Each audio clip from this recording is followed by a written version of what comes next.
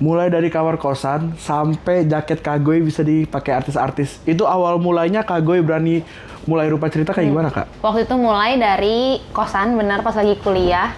Terus dibagi dua tuh, jadi setengah kasur, setengah studio gitu. Tapi and then singkat ceritanya, pandemi hits. Akhirnya aku iseng-iseng kirim DM ke Daniel Mananta waktu itu. Oh, jadi mulai dari Daniel Mananta. Daniel Mananta. Terus tiba-tiba kok Daniel posting di feed-nya tag Rupa Cerita dan langsung tuh pas kuliah kayak centeng notification masuk. Oke. Dari situ baru ngegulung. Dari situ baru jadi gede. Jadi gede singkatnya. Oke. Welcome to SOS Podcast, tempat orang-orang hebat bicara.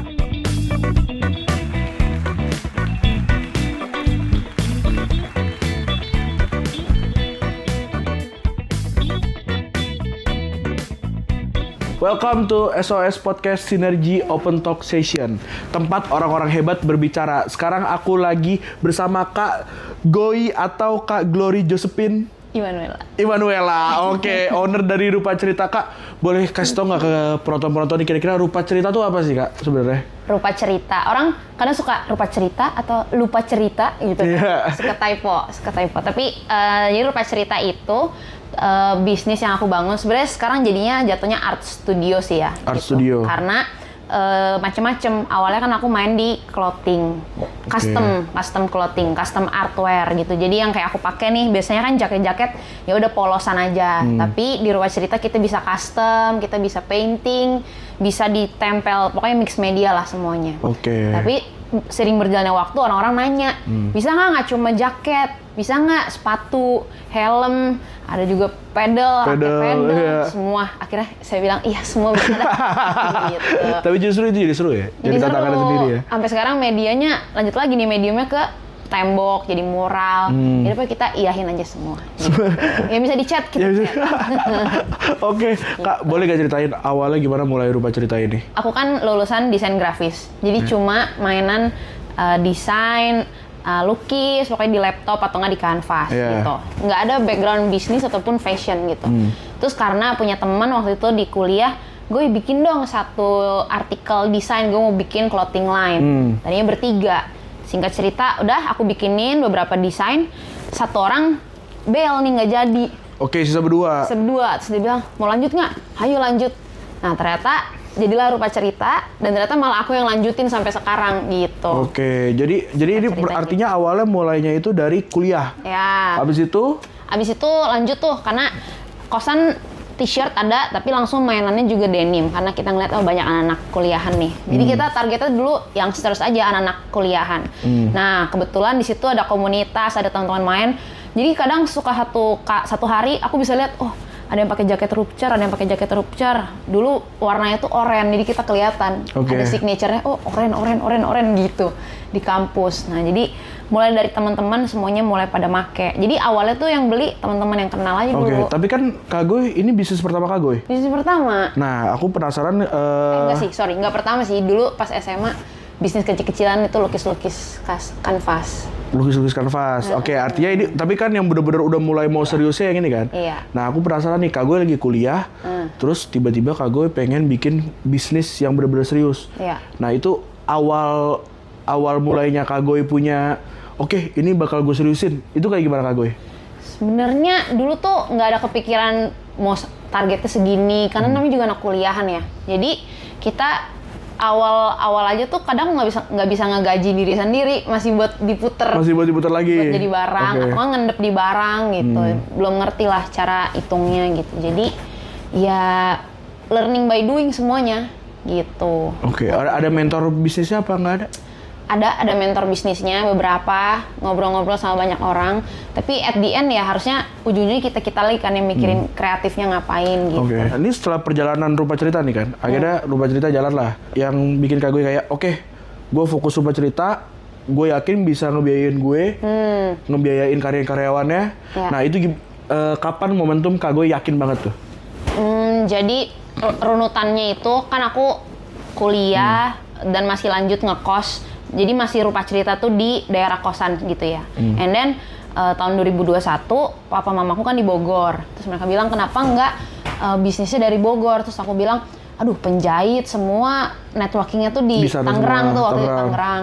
Tapi mikir lagi karena kebetulan saya anak satu-satunya, jadi kayak terus mereka bilang kayak mungkin ini satu-satunya masa di mana kamu sebelum misah tinggalnya sama papa Orang tua, mama gitu iya, kan. iya. Itu salah satu main reason. Akhirnya aku mikir, oke, kalau misalnya emang Tuhan berkehendak aku pindah ke Bogor, bisa deket sama papa mama, emang itu juga keinginanku sih. Jadi waktu fleksibel, ngasilin duit, tapi bisa balance lah semuanya gitu. Terus ya udah tiba-tiba secara singkat mujizatnya adalah dapat penjahit yang deket dari rumah, terus bahan juga semua bisa tetap kita dapetin. Ya udah akhirnya pindah gitu. Mulai dari situ, nah itu udah kejadian tuh yang Daniel Mananta. Tadi belum selesai ceritanya, abis Daniel Mananta, dia posting, aku dihubungin sama bos productionnya RCTI. Pada saat itu Daniel soalnya fotonya pas lagi season Indonesian Idol. Gitu kalau Daniel. Bosnya ngeliat, nih hubungin langsung katanya gitu. Terus singkat cerita aku tanya, iya halo Pak, bisa nggak kau bikinin jaket buat para judges di Idol season itu waktu itu? 2000 berapa tuh? 2020 pas 2020. special season COVID sebenarnya. Siapa aja? Maya Estianti, Judika, siapa? Ari Lasso, Kakak Sleng, semua gitu. Sama kontestannya juga tuh ada Rimar, pokoknya yang juara-juara. Wah. Terus aku bilang boleh, tapi barternya apa? Saya maunya di feed, bisa nggak? Aku bilang gitu. Masuk feed. Bukan story. Feed IG. Feed IG-nya Indonesian Idol. Nah, ini kan karena bosnya yang nyuruh. Iya. Jadi artis-artisnya pada mau gitu. Udah akhirnya satu persatu Boy William posting. Oh, di IG-nya artisnya? Para artisnya. Oh, mau di IG Indonesian Idol ya? Bukan. Oh. Semuanya Anggi Marito posting, Bunda Maya Judika. posting semua. Jadi udah dari situ ngegulung. Sampai sekarang. Iya, jadi makanya mulai pede dikit-dikit lah ya gitu. Kayaknya bisa deh. Ya udah, akhirnya satu masuk. Ya udah, akhirnya jalan tuh dari 2021 sampai sekarang. Dan itu kan masih satuan. Akhirnya kita mikir, wah nggak bisa nih kalau satuan doang. Kita mulai sebar proposal, kita juga bisa mass production loh gitu. Tapi dengan core-nya itu ya artware ya. Gitu. Jadi udah masuk juga ada event, ada sekolahan, ada perusahaan, custom ke kita. Sampai akhirnya karyawannya sekarang ada berapa? Karyawannya sekarang ada yang di tim ada berempat, sisanya outsource, bapak penjahit, bapak bordir, bapak-bapak kesayangan. Oke. Nah, yang paling susah itu menurut aku Kak Goy, kita kreatif aja udah susah. Yang aku penasaran gimana caranya Kak Goy itu berpikir kreatif dan juga berpikir bisnis. Jujur. Iya, nah itu yang aku penasaran. Ya. Sebenarnya itu sih. Dulu ada masanya aku mikir kayak, gue maunya ngelukis aja gitu kan. Pas sudah bosan, kadang juga jenuh, kadang juga capek. Tapi mikir ya kalau mau running dan ada orang-orang yang bergantung sama kita, harus di tengah-tengah kan. Jadi sejujurnya, aku kadang suka jadi mode pebisnis udah. Jadi sekarang mikirin strategi dulu bisnis segala macam. Oh, ada switch-nya. Ada. Terus udah kelamaan nih kagak create something gitu ya. Ya udah mode ini lagi. Jadi seniman lagi gitu. Oke. Kita kan tahu kan Kak Goy, usaha itu kan nggak selalu di atas. Iya. Kadang-kadang di atas, kadang-kadang di tengah, kadang-kadang di bawah, bisa juga di bawah banget. Nah, kalau pengusaha lagi di atas enak lah kita. Iya. Tapi tipsnya untuk ketika kita lagi di bawah itu Kak Goy menghadapinya gimana tuh? Dan Kak Goy pernah nggak lagi ada di bawah? Boleh cerita Kak? Pernah. Pokoknya kita kan by project ya gitu. Jadi emang ketar-ketir juga nih. Kadang bulan depan ada project apa lagi. Puji Tuhan kalau projectnya tuh bisa 4 bulan atau 6 bulan. Wah kita udah tenang lah ya gitu.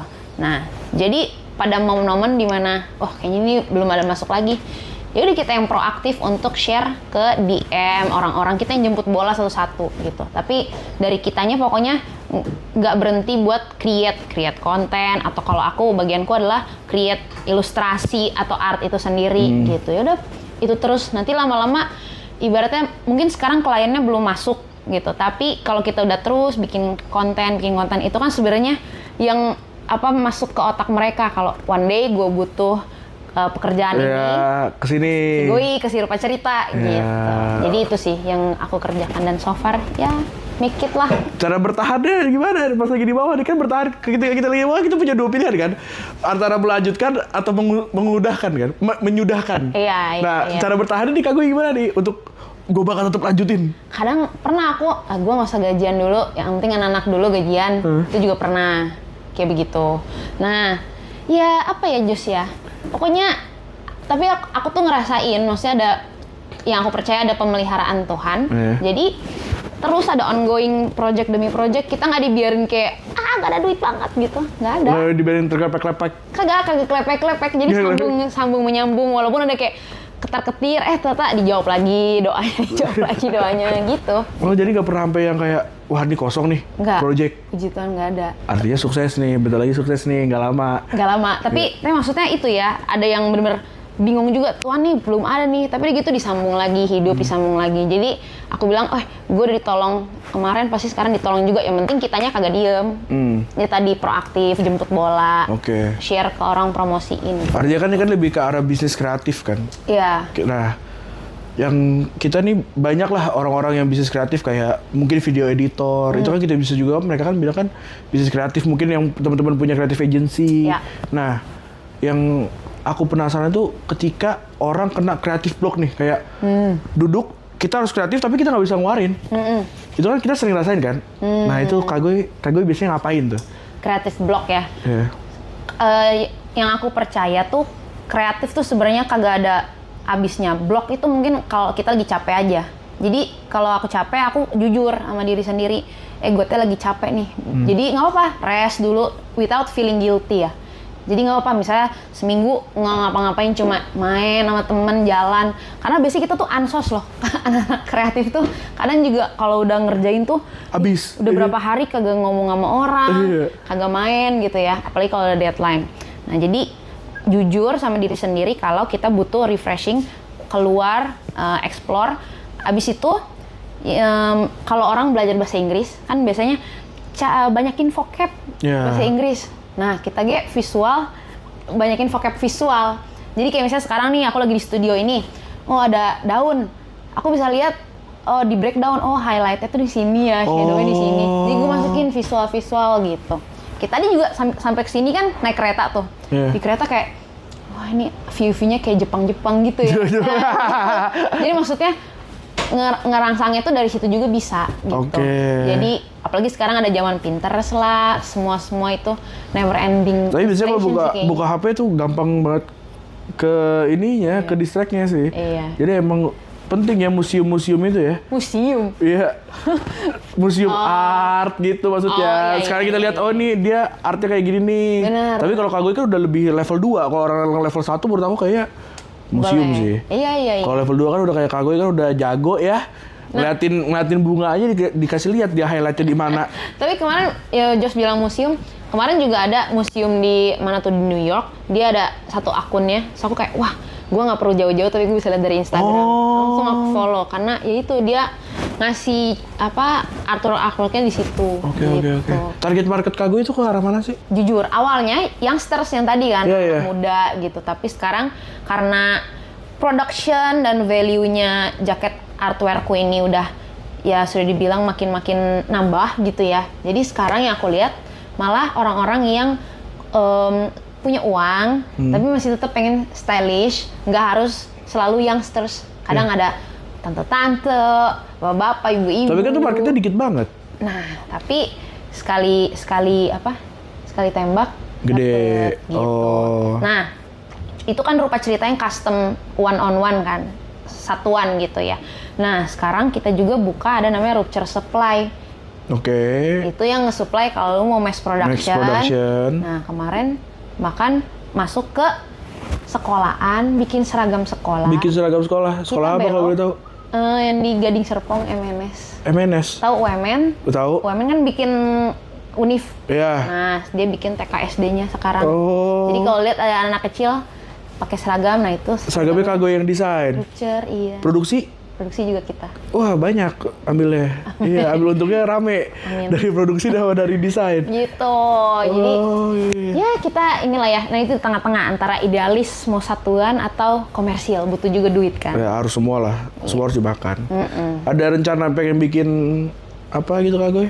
Showroom kah? Atau bikin toko offline? Pengen. Waktu itu sempat ngobrol sama teman. Pengen yang kita banget nih, satu store gitu ya, pop-up store-nya kita banget. Waktu itu ada bikin di Bali, idea udah di meetingin, ya hopefully bisa jalan. Investor, butuh investor. Betul, butuh investor. Bapak-bapak yang nonton. Bapak-bapak. Investor. Yang terakhir Kak Goy, aku mau nanya. Ya. Banyak anak muda yang pengen jadi pembisnis. Kayak punya bisnis kayak Kak Goy. Tapi biasanya mereka tuh takut buat mulai usahanya. Takut buat jaga sustainnya. Aku boleh tanya ke Kak Goy kira-kira gimana sarannya bagi mereka? Ini mah menurut pengalaman aku pribadi aja ya.